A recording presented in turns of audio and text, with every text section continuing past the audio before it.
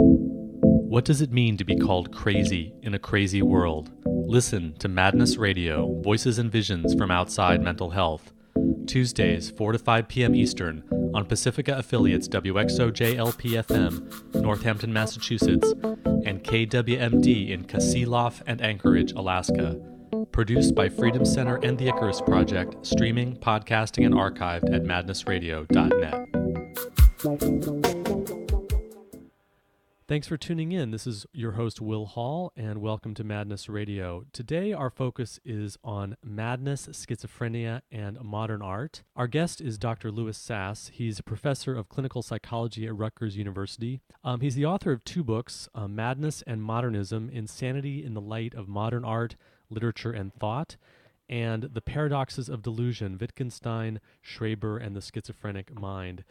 He focuses on schizophrenia spectrum disorders from a phenomenological perspective, meaning from the experience of people themselves describing what they go through.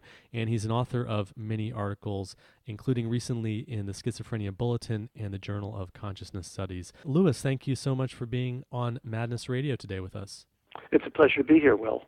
I think that your book, Madness and Modernism, and your other book as well, Paradoxes of Delusion, are just tremendous, and I really recommend people to check out these books. I in some ways, I think I would compare you a little bit to R.D. Laing, the Scottish psychiatrist, in the sense that you're very, very interested in the actual experiences themselves that people go through who are diagnosed with schizophrenia and different madness diagnoses. Can you tell us a little bit about how you kind of got interested in this work?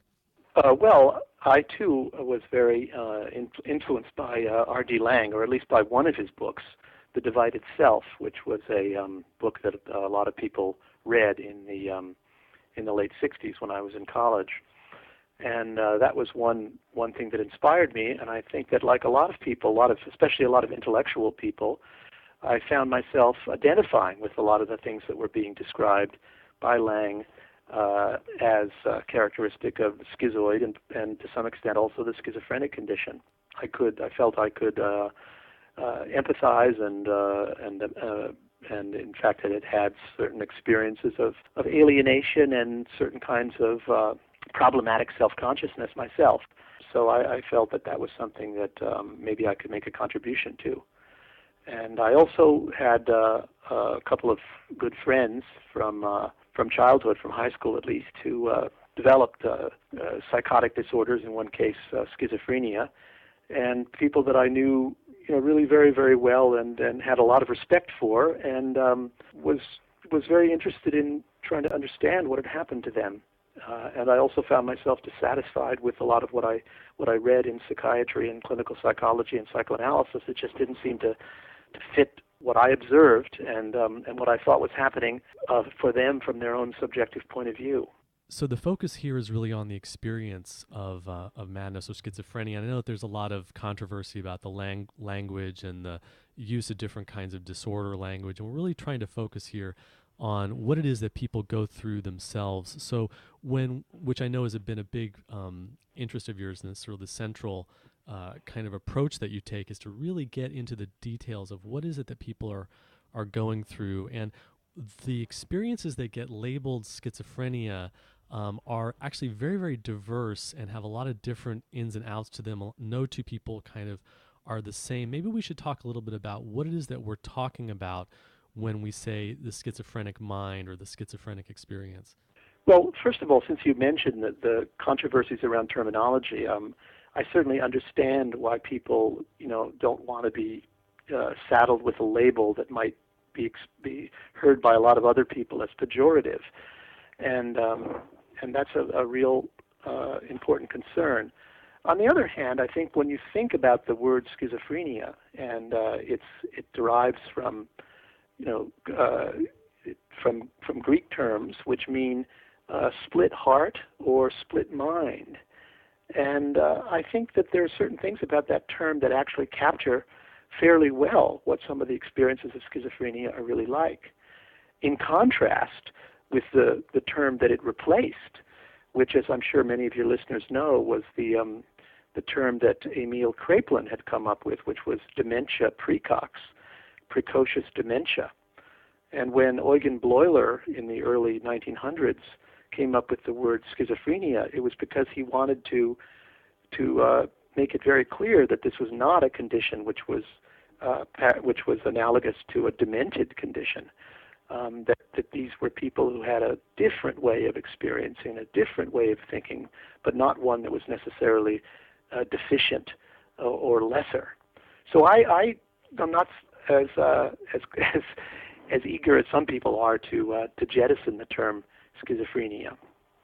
You ask what are the experiences, and you also mentioned that the experiences can certainly be very diverse, and that's certainly the truth. At the beginning of my book, which you mentioned before, Madness and Modernism, I talk about the fact that the two things that you have to understand from the outset if you want to think about what people call schizophrenia is, first of all, the incredible diversity of the symptoms, which can sometimes involve things that seem actually antithetical to each other. Like a patient can feel at times in a so-called psychotic phase that he or she is actually God controlling the whole universe, but the patient can also feel, or the person can also feel at other times, that he or she is more like a mechanism or a thing, having no willpower and no control at all, just the opposite of a God. So that's just one example of a kind of paradoxical feature of the symptomatology of what we call schizophrenia.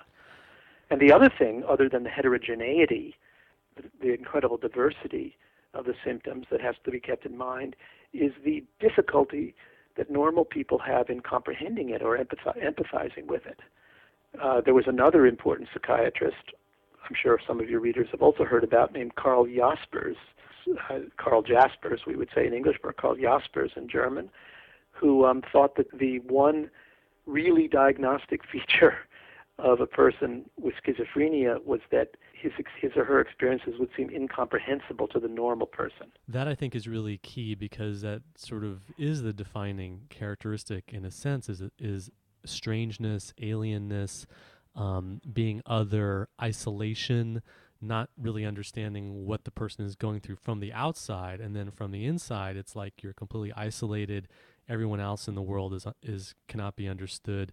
Either, I guess Jaspers said that schizophrenia was being ununderstandable, which I think is a really interesting way of talking about it. And that gets us into a little bit where we're headed with this, which is talking about modern art, which also, in a lot of ways, one of the defining characteristics is being ununderstandable. So I wanted to read a little section from a book by Renee. People may know about it. It's called The Autobiography of a Schizophrenic Girl, and you quote it in Madness and Modernism. Renee writes, "For me, madness was definitely not a condition of illness. I did not believe that I was ill. It was rather a country, opposed to reality, where reigned an implacable light, blinding, leaving no place for shadow, an immense space without boundary, limitless, flat, a mineral, lunar country, cold as the wastes of the North Pole. In this stretching emptiness, all is unchangeable, immobile, congealed, crystallized. Objects are stage trappings placed here and there, geometric cubes without meaning. People turn weirdly about. They make gestures, movements without sense. They are phantoms whirling on an infinite plane, crushed by the pitiless electric light. And I am lost in it, isolated, cold, stripped, purposeless under the light. A wall of brass separates me from everybody and everything. This was it. This was madness. The enlightenment was the perception of unreality. Madness was finding oneself permanently in an all-embracing unreality. I called it the land of light because of the brilliant illumination, dazzling, astral, cold, and the state of extreme tension in which everything was, including myself." That's from Renee, The Autobiography of a Schizophrenic Girl. I was diagnosed with schizophrenia, and that really resonates with a lot of my own, just completely sinking into this other world where everything seems to lose its sense of realness, people becoming...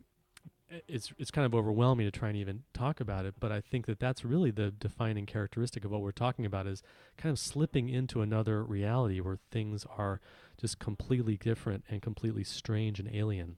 And I think that people who haven't had that sort of experience, whether in the psychotic form or in some other, I don't know, mystical or other kind, are very likely to want to interpret something like that either as in deficit terms, as a sort of absence of some, rational or higher capacities of mind, or else as involving some kind of what you might call a Dionysian condition.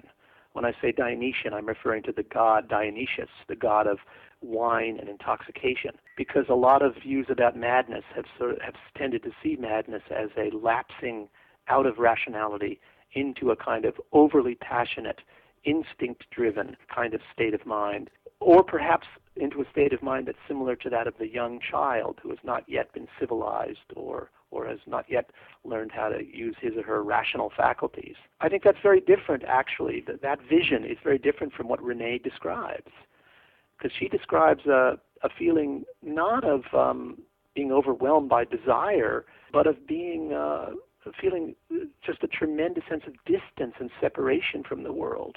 It's not, going into the dark caverns of the unconscious, but rather it's the land of light, as she describes it, in which things are almost too brightly lit, too precise, too clearly seen. And so these have been kind of the two characteristic approaches that medical science, psychiatry, psychology have taken to the schizophrenic experience. One has been this idea of deficit, that your brain is not working properly, you lack the cognitive functioning to interpret the world, or the cognitive functioning to express through language, or to kind of keep your mind on track, on the one hand, so that deficit. And on the other hand, there's the idea of regression, that we sort of see someone who's mad or who's schizophrenic as sinking into a childlike state, or sinking into a primitive, wild state, leaving the kind of higher civilized forms of thinking and expressing, and regressing to something more primitive. And that's where I think the romanticization comes in, which you write about, that even the sort of champions of madness, and there have been many with anti-psychiatry and historically in poetry and art, seeing the madman as a kind of heroic rebel, that itself is within this framework of regression and primitivization and going back to a childlike or a natural or a wild state. And your view is really something that's kind of beyond both of that. Yes, because I say that much more central to experience in schizophrenia is what I call hyper-reflexivity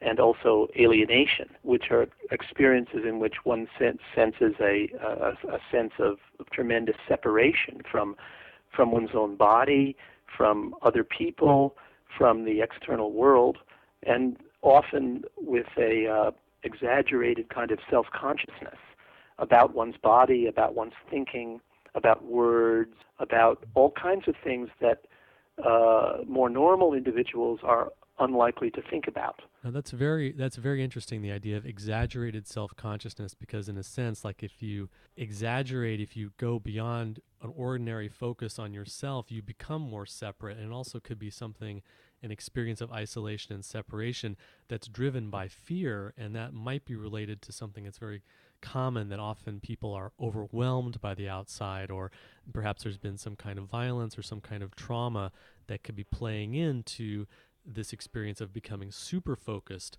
on the self, and the mind kind of turning inward, this kind of solipsism that you talk about. How could that manifest in some of the experiences? Let's talk a little bit more of what are these madness experiences, these schizophrenic experiences. We talked about seeing the world as a cold, machine-like reality that's totally separate from you and that has no life to it. What are some of the other experiences that people go through that reflect this idea of hyper-reflexivity, of excess of consciousness? Well, a very good example, and one that medical psychiatry recognizes as very central, is the experience of certain kinds of auditory hallucinations, which turn out, especially in the kinds of auditory hallucinations that are most characteristic of schizophrenia, seem to involve a kind of focal awareness of one's own thought processes, an awareness of the of what could be called inner speech, which is almost normally in the more normal form of experience, is a kind of medium of experience, which one doesn't, so that one doesn't actually sort of see the words of a sentence or hear the words of a sentence. One is, in a certain sense, normally, in a normal case, just inhabiting those words in order to think about something. But in the case of schizophrenic experiences, there can be an acute and direct awareness of the words themselves. And there can also be auditory hallucinations, very common in schizophrenia, that are an expression of this self-consciousness. So one of the typical kinds of auditory hallucinations that's common in this condition is hearing a voice which is commenting on your own behavior or your own thinking or your own feeling. So you hear a voice saying something like, "Okay, now you're thinking about that again, Louis. Okay, so now you're thinking about that again, Will," or something, depending on who you are. It sounds very familiar because I definitely go through that when I'm not feeling well these days. When I'm under a lot of stress, I start to hear voices, but especially when I was in the hospital and going through that period of my life, I had a lot of those experiences. And it's interesting what you're saying, because we recently had Jackie Dillon, who's the director of the Hearing Voices Network in England, and she talked about how a lot of times people in the process of working on hearing voices and learning how to cope and deal with their voice hearing experiences, a lot of people do come to the realization that, hey, this is actually part of my inner speech. This is actually my own mind that I have for some reason split off or turned into something as I'm experiencing as coming from outside of me. Yes, absolutely. And another example, which I think is an interesting one, is that I think happens to a lot of people with what's so-called schizophrenia, is that they can become very aware of sort of the implicit, the things that we normally would just do implicitly and naturally. Like you might become aware of the strangeness of what it is to shake hands with another person. Sticking this lump of flesh out into the space between two human bodies, and then moving it up and down simultaneously in contact with that other lump of flesh coming from the other person. What a strange thing to do, as if that were natural. Well, of course, it doesn't seem strange to the normal person who grows up in a culture where you have the custom of shaking hands. But if you are in this very self-conscious state, you begin to kind of scrutinize things that wouldn't normally be attended to, and then those things become strange because they're scrutinized.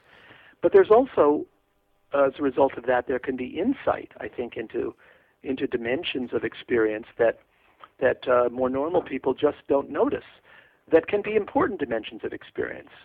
So that you become aware of, I had a friend, for example, who was diagnosed with schizophrenia. He's a very brilliant guy who would sit in a bar. This is when we were at college age, and he would sort of watch the people coming in and kind of see how they moved, almost in the way that a student of animal behavior would see them move. He would notice the way the men held their body in a certain kind of way to impress other people or to intimidate or to be friendly. But he saw it as what they call an ethologist would see it.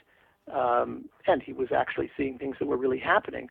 But as a result of seeing all of that, it was very difficult for him to interact with the men and women who were there in the bar, because he was having such an acute focal awareness of these kind of chimpanzee-like rules that can be present in human interaction, even though we don't normally notice them. So you're saying something very intriguing, which is the idea that here we have a condition, that an experience, a place that people go, that a lot of people go, and it's very incomprehensible. There's so many different aspects to it. There's so many different things that people do when they get called schizophrenic or they get labeled with that diagnosis. And you're saying that there's a thread that runs through, which is the idea of extreme self-consciousness, that the person has somehow exaggerated or heightened their awareness of themselves and their surrounding to the point where they break with the customary ways that people are aware and understand their surroundings, and then they get into a very different kind of consciousness. Well, I don't know if I want to go quite so far as to say that is always present, but I think it's extremely common, and I think it's a very central feature of what happens. We could talk a little bit later about some of the things that I've been writing about in the last few years, which would make hyperreflexivity part of a sort of larger conglomeration. But it's a very central feature of that.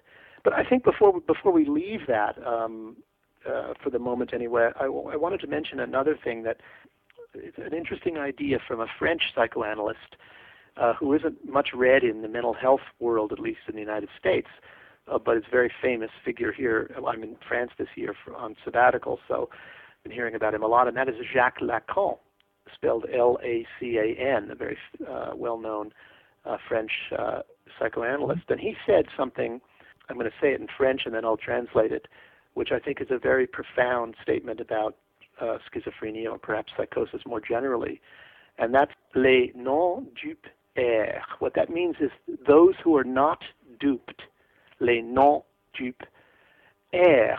Errent in French means to wander, and it also suggests the condition of being in error. And he says this about psychosis or schizophrenia. So the people who are not duped are lost. And the idea is that in psychosis, you can have a kind of awareness of things like the artificiality of many societal customs, the sorts of things that I was talking about before, about how people interact with each other or shaking hands. That means that you, if you're this kind of person, are not fooled. You're not, as it were, taken in by the assumptions that everyone else is taken in by. But as a result of that, you wander lost in the world, because in order to function in what conventionally at least would be seen as an effective fashion, you need to believe in those illusions. You need to not have this kind of self-conscious awareness. At least you need to be able to put it in the back of your mind and not focus on that kind of self-conscious awareness in order to be able to get into the dance, so to speak, or the minuet of conventional social interaction. I like that sentence a lot, because it brings together the fact that a person with psychosis or schizophrenia in particular can be both have experiences that do involve an awareness of truth, but that we can also recognize that this is the very experience that can also be problematic for them.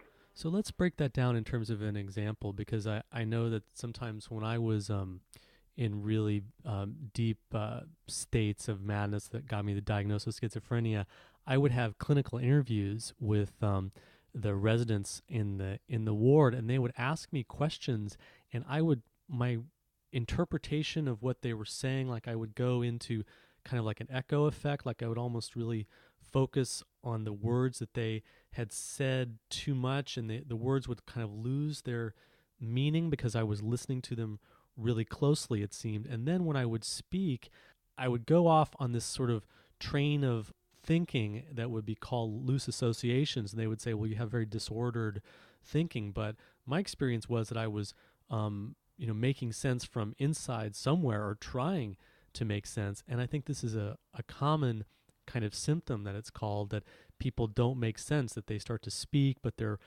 sort of like their speech wanders. They have these loose associations. They can't kind of keep their thinking on track. How would that fit into what we're talking about in terms of hyper-reflexivity and the extreme self-consciousness? Sometimes what happens in those circumstances is that one is so aware of the word that one uses. So one uses the word, say, pen, and instead of just not paying attention, not paying focal attention to the word itself and thinking about the meaning that one wants to convey, one becomes aware of the word. And then one becomes aware, for example, of the fact that the word pen can mean at least two different things. It could be, the pen that you write with, or it could be a pig pen or something like that, and perhaps other meanings as well. And as a consequence of that, you can be distracted into another line of thought. So you find yourself now talking about a farmyard rather than talking about the implements on your desk. It's because there was too much awareness, really, of language, which, in a certain sense, instead of remaining transparent, as it does in normal practical discourse, begins to take on a kind of, you might say, opaque and ambiguous quality. So that's, I think, one thing that can happen. Sometimes this leads to forms of ways of speaking that psychiatrists refer to as having poverty of content of speech, meaning, which is a fancy, rather pretentious way of saying that the thing the other person said is empty of meaning. And I think often, at least some of the time, when that is said about the speech of patients with schizophrenia, it's at times when the patient was actually thinking about issues that are more abstract than would typically be the case. I remember one person to whom, I think I talk about this in Madness and Modernism, to whom I gave a Rorschach test, an ink blot test, and he got into talking about the difference between black and white and the concept of contrast.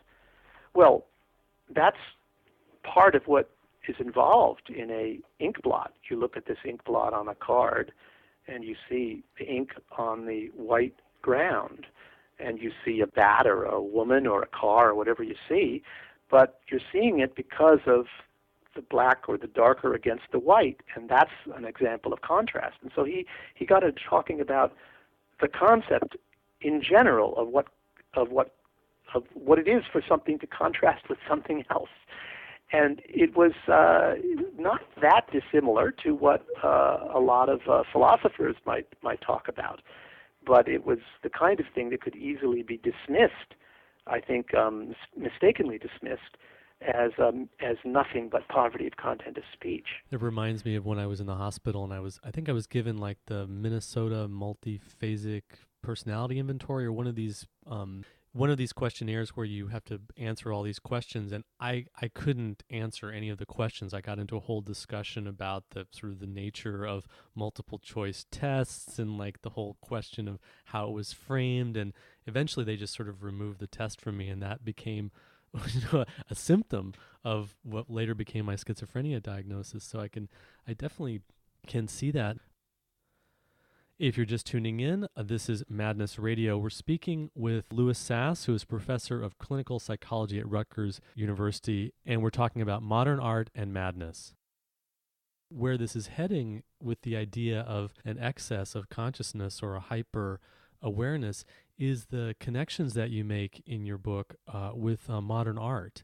So let's talk, we've sort of gone over some of the characteristic features that people go through and experiences that get labeled schizophrenic, and modern art, like schizophrenia, is for a lot of people not understandable. Like, what, this is really bizarre, what is going on? So tell us about the connection here. Well, I think one of the reason that I chose modern or modernist and postmodernist art, meaning the art really of the 20th century primarily, as the thing to compare with schizophrenia, is that as you just mentioned, it too is can be very incomprehensible, and its incomprehensibility has a lot to do with the fact that art in the 20th century became preoccupied with various kinds of hyper-reflexive issues. I mean, to take a very blatant example, you could take the work of Marcel Duchamp, who really, instead of just producing paintings or sculptures or whatever it may be, was posing the question of what is art anyway. And so when he took a urinal and said, let's call this a sculpture and put it in an art exhibition, he was not just producing a work of art, he was calling into question the whole convention of art itself. And you may or may not find the kinds of gestures of a Marcel Duchamp interesting or not. I mean, some people do, some people don't, but it's clear that he was up to something, that these were not just random gestures on his part. And what he was up to was involved a kind of meta-consciousness about art, consciousness of what art is rather than just the doing of art. And you have many examples like that. I mean, the fact that if we talk about somewhat more conventional work, but still avant-garde in its way, works like abstract expressionism, where instead of accepting the conventions of using paint to depict some objects like a landscape or a nude body or whatever it might be, the paint itself and the surface of the canvas become the actual focus of the work. And this is something that happens not only in the visual arts but also in the literary arts. There's a French writer who's the clearest example of this, named Alain Robbe-Grillet, who's a member of the so-called nouveau roman, the new novel school, who instead of telling a story, sort of is always circling back on himself and talking about the narrator rather than letting the narrator just narrate. So you get all kinds of hyper-reflexive or meta turns in 20th century art. And my argument is that if you look carefully at what occurs in these modernist and postmodernist forms of expression, you find very interesting structural parallels with things that occur in schizophrenia, and which have been mistakenly understood in schizophrenia as indicating either regression to some infantile or Dionysian state or mere disorganization and dementia, when in fact they often involve much more interesting, much more complex, although also problematic from the point of view of living a normal life, forms of awareness. So another example would be, say, the French Surrealists, who got into very fantastic and mad-looking visual representations of ordinary objects, and that's related to schizophrenic experience in some way. Yes, I think the Surrealists are a good example. Actually, there's one of the Surrealists was a man named Yves Tanguy, Tangui, I think is how you spell it, who some of your listeners may have seen some of his paintings, who will give you a kind of a strange sort of moon-like landscape on which there will be all of these objects that don't quite look like anything recognizable. They're very much like the geometric cubes without meaning that René talks about in the Autobiography of a Schizophrenic Girl. It's kind of like what the world would look like if you had lost all practical relationship with it. And if when you looked at a chair, it no longer looked like a place to sit that would serve a human function, but you just saw it now as a pure geometrical form. And in a way, I think that Tanguy was evoking something very much like that in his paintings. And I guess people may have read the novel by Jean-Paul Sartre, Nausea, which describes a state of extreme alienation that could be compared to a schizophrenic experience. Yes, when his central character, Roquentin, is sitting in the park and looks at the roots of the chestnut tree, and he kind of loses awareness of the fact that these are, roots that are supposed to be there because they're part of the tree, and we expect to see roots, and he really looks at them, intently. They begin to take on a very strange, almost hallucinatory look about them, and I think that kind of almost excessive staring is something that plays at least a significant role in certain phases of schizophrenic experience.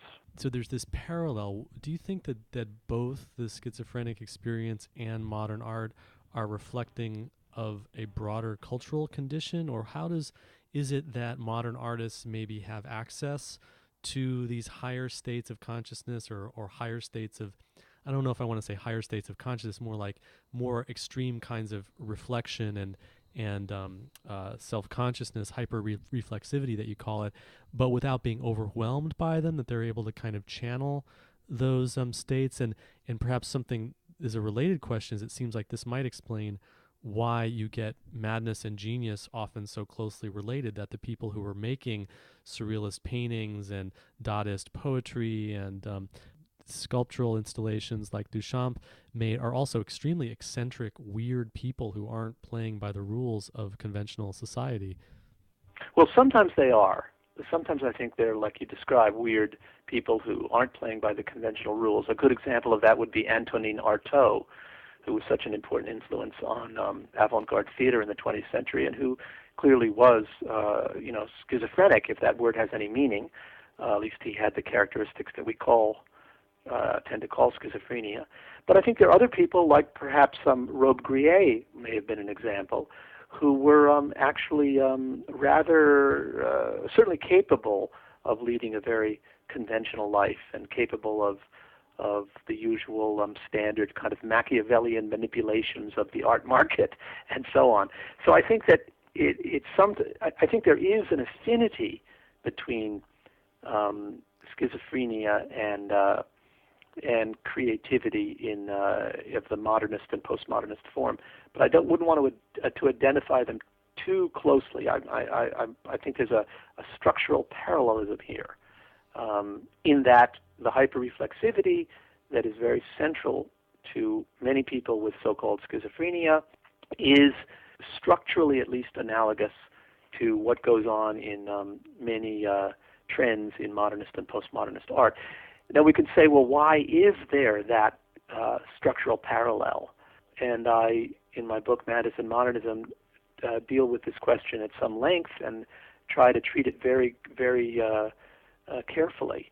Because, and now I'm going to say something that I'm not saying is necessarily true, but it could be true. It could be the case, it's conceivable, that there is some kind of neurobiological abnormality, I did not say deficit, but abnormality, that's characteristic of people with schizophrenia, that happens to have as one of its consequences a propensity toward hyperreflexivity, toward hyper-self-consciousness. And it could be that that's primarily neurobiologically based, this unusual condition, and that in the 20th century arts there's a quite different reason for hyperreflexivity, something having more to do with the inherent trends of historical development, whereby artists become more and more aware of art and think about it in a kind of, in part in response to philosophical developments where people begin questioning the field of aesthetics develops, which of course wasn't always there, and becomes more and more prominent, and artists begin thinking about art, and then they begin doing art that is more self-conscious, and that happens to be a parallel. But the causes of this hyperreflexivity in the two domains is different. That's at least logically possible. It seems like there could also be the idea that, say there's a trait or a characteristic that some people have, say sensitivity or creativity or openness or just a propensity towards a certain kind of reflexivity, a certain kind of self-consciousness that you're talking about. And then all these different social, cultural, environmental factors intervene so that one person is in a situation where they're able to maybe channel that into creating art or being a different kind of unusual, distinctive individual in the world, whereas other people end up, for whatever intervening reasons, end up channeled into more of a deterioration and isolation, and then eventually being in this role of the mental patient or the mad person or the schizophrenic, that there may very well be the similar kinds of talents or characteristics in both the genius and the madman, but that it's about how their lives played out, maybe. I mean, this is all speculation. There's no way we can, confirm this. I think what you're saying is extremely plausible as well, and it may be true. It may be that a lot of different explanations are kind of simultaneously true. It's interesting that in the 20th century there are quite a few people of really profound cultural importance who were really very extremely schizoid, to the point of being nearly psychotic, or who were actually sufferers from schizophrenia. I mean, if you think about theater, for example, in the 20th century, some of the major innovators are Alfred Jarry, who wrote the first absurdist play, Au Bourgeois, and also Antonin Artaud, who was the author of The Theater and Its Double. And these are really absolutely, people of monumental importance for avant-garde theater.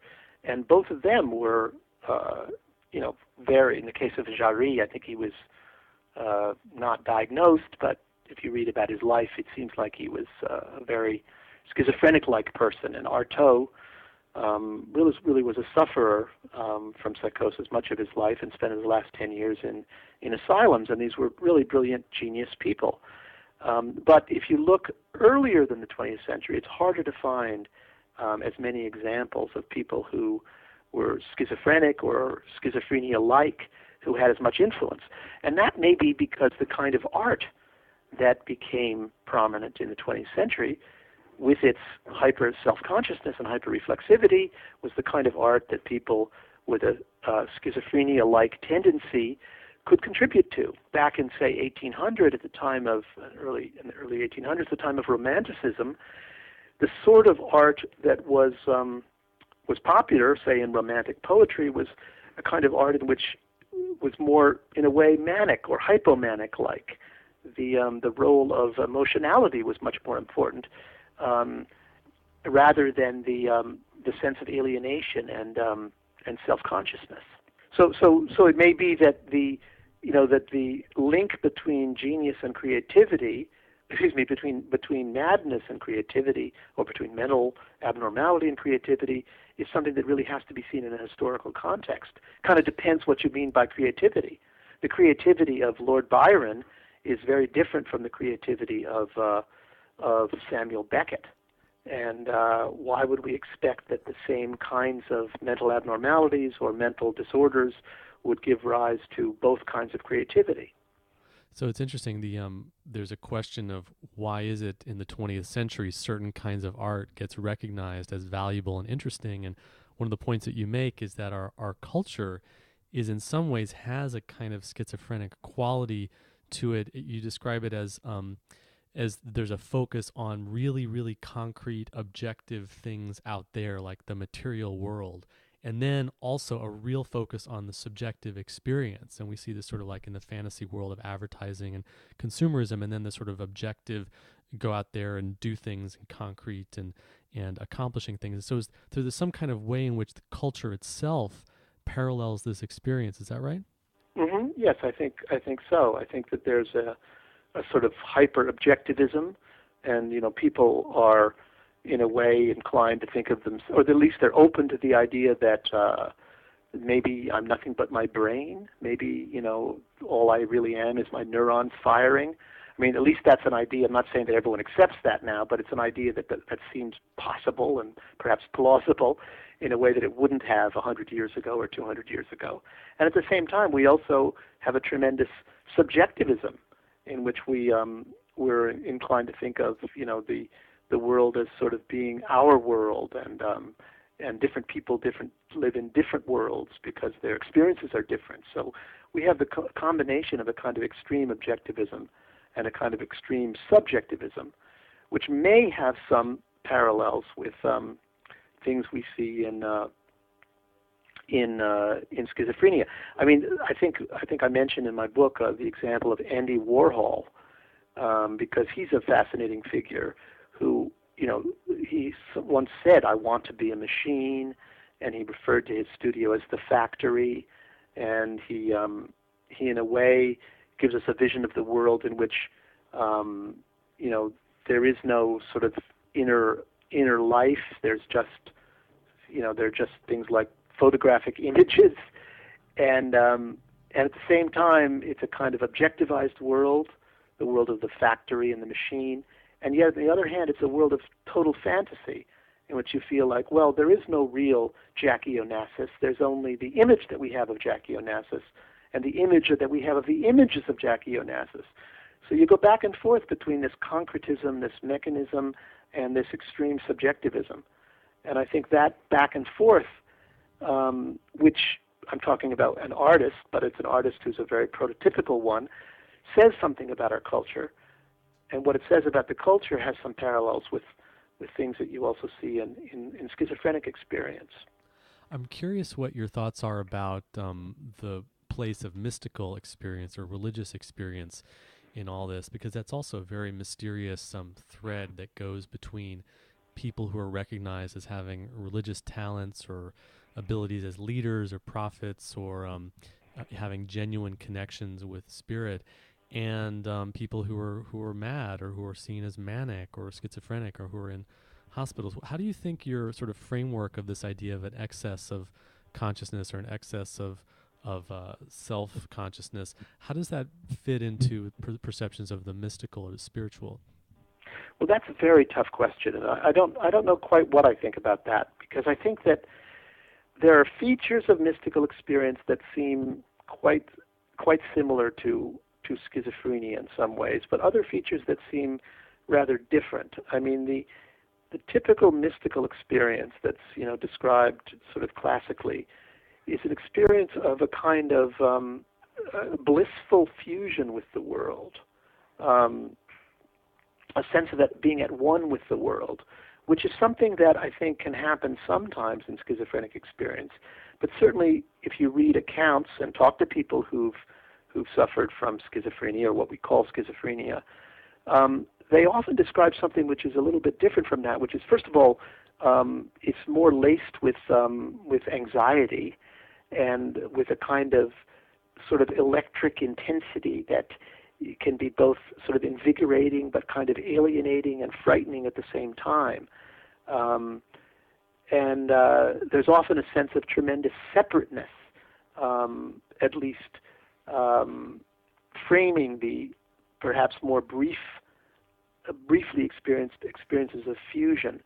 So I'm not really sure what to say about that. I think that mysticism is something that has some affinities, but it's not quite identical with what happens in schizophrenia. Yeah, it definitely wouldn't be something that's identical. It just seems that there's a mysterious connection. A lot of people who come through their experiences, especially that get labeled manic or these kind of high energy expanded states, they're really left with, how do I piece all this together? How do I sort of pull apart the anxiety, trauma, suffering, negative side from the authentic spiritual, mystical component to it? That's something I've been working with for many years, how to sort of go back into those states without getting overwhelmed by them, and to take from them what's useful and positive, and not romanticize the side that is difficult or isolating or plunging you down into a separate kind of isolated reality. Louis, I'm really interested also in, what do you think are the implications of your work if medical science and psychiatry and mental health were to take this seriously, the approach that you're taking? How would we do things differently? What would we be looking at in terms of new directions in research and study, and also how we take care of people? I think the whole recognition of the role of hyperreflexivity should sound a cautionary note about what might happen with certain kinds of, say, cognitive behavioral treatments that might run the risk of exacerbating, of pathologically exaggerating self-consciousness of the patient by being, in a certain sense, maybe somewhat too intellectual, that might encourage a kind of introspection on the part of the patient that could have actually deleterious effects, in the sense that it might play in to the hyperreflexivity that's already too exaggerated.